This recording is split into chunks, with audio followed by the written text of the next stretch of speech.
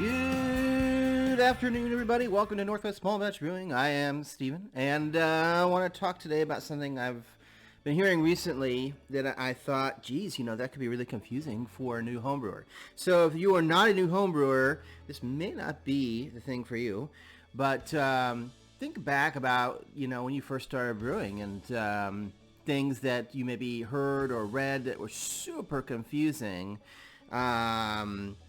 Right now, as I'm filming this, I'm in the middle of putting out these Hot Tip Thursday videos, the shorts that have to deal with different kinds of options in the menu for your brewing software, like what kind of mash you're doing, that sort of thing. To me, that was super confusing when I first started looking at some of this software and stuff. And so I'm putting that on shorts to, try to explain what some of those are, because what we take for granted and obvious and simple, a new brewer, it's just going to be a roadblock to them wanting to get into this hobby, because it's if it's too difficult and there's not someone to help explain some of these things, that it might be a turnaround moment where somebody just says, hey, I'm not going to do the hobby because it's just can't figure it out. So I want to talk today about recipes and how they're written, right? Usually, or if you look at books and stuff, usually what you're going to get is the amount, like if we're talking about grain, right? You're going to get the amount of grain and weight, depending on what the recipe has. It might be in pounds, it might be in kilos, whatever measurement system, but it's a weight, right? However, more recently, people have, and some YouTube folks too have been putting out sort of recipes with percentages, or they'll put a percentage and a weight, and that can be, I think, confusing for a new home brewer. Like, what is that? Why is there a percentage? What is that referring to? When you see it, if you're just watching this video and you also don't know, want to explain it, it's going to seem super simple, but if you don't know, you don't know, right? So there's three main brewing systems or systems, like software, like recipe systems. There are more than that, but there's three big ones that most people use. Either Beersmith, Brewfather, or Brewer's Friend. And like I said, some people use some other ones that are lesser known, but those are the big ones. So I know all of those three have a way of accepting a percentage for a value, and what I thought I would do is show you on Brewer's Friend, because that's what I use, and that'll give you an idea of why people are using percentages and how can you put that into your system. So let me switch over to the computer and bring up Brewer's Friend and show you. Alright, here we go. So let's just make something up here. Don't use this as an actual recipe. This is just for example purposes. But let's say we're doing like 80% two-row. Let's say 10% Munich and 10% wheat.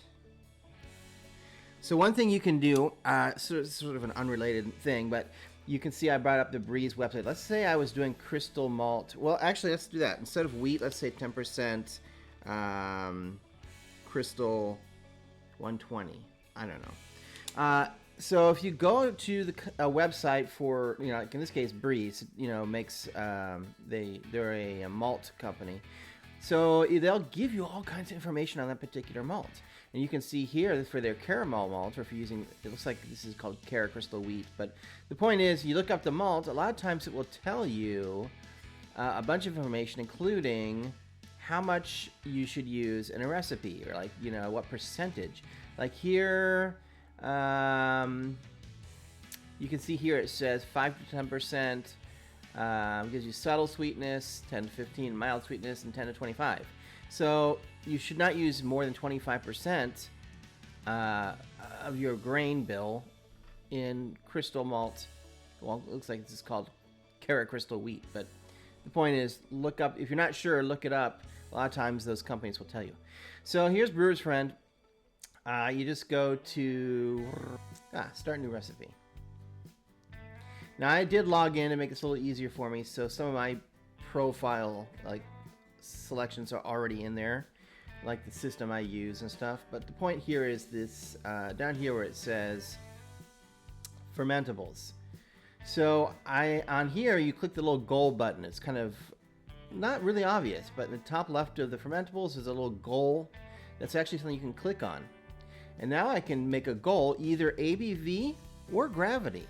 So I can either enter my desired original gravity or my desired ABV. So if we just do gravity, right?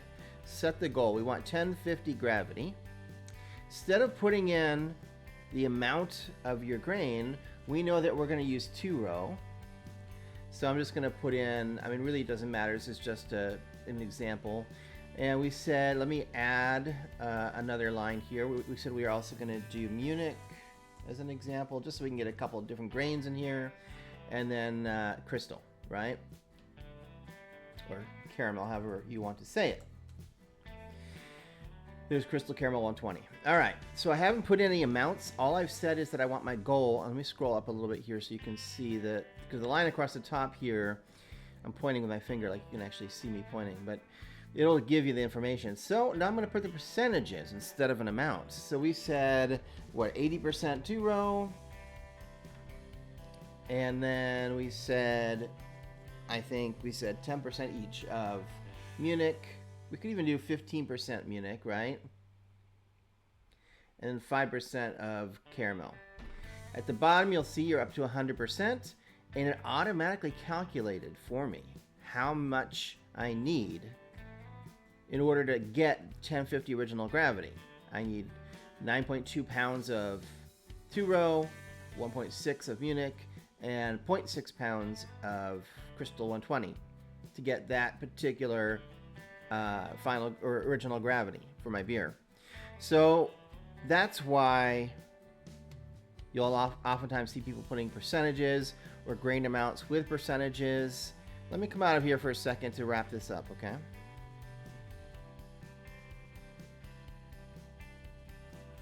Okay, so let's wrap this up. So, I mean, the main reason I think for people moving to using percentages in their recipes like that is because it gives you a lot more versatility and being able to play with it and adjust the recipe to your needs. It's a lot easier just to adjust the percentages than having to go through and try to like calculate how much grain difference it will be.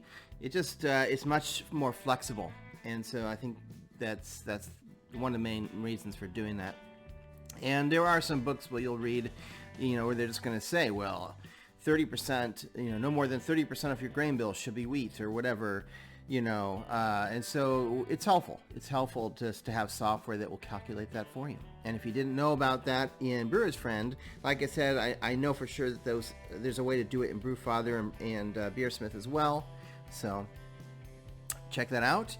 I hope that helps if you're new to brewing or if you just didn't know about that feature. And glad you stopped by. Thanks for watching. Make sure you subscribe to the channel and turn on your notification bell if you want to know when my next video comes out. It also helps keep me motivated to keep putting out videos. And as always, thanks for stopping by, and happy brewing. Cheers.